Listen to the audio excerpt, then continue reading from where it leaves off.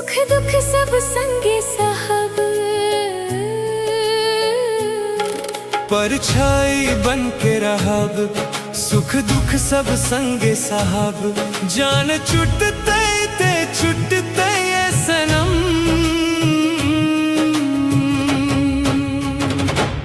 साथ छुटते नहीं जन्मो जन्म,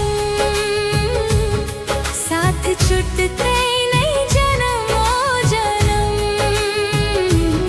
साथ छुटते नहीं जन्मो जन्म, साथ छुटते नहीं जन्मो जन्म।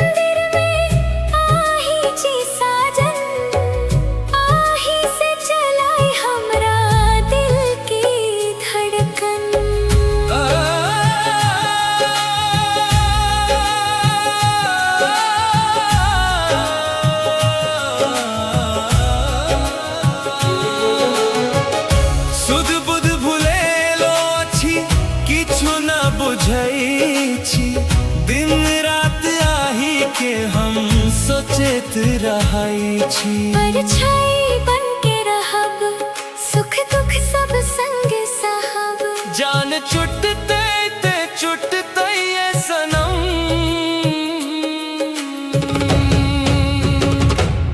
साथ छुटते नहीं जन्मो जन्म, साथ छुटते नहीं जन्मो जन्म, साथ छुटते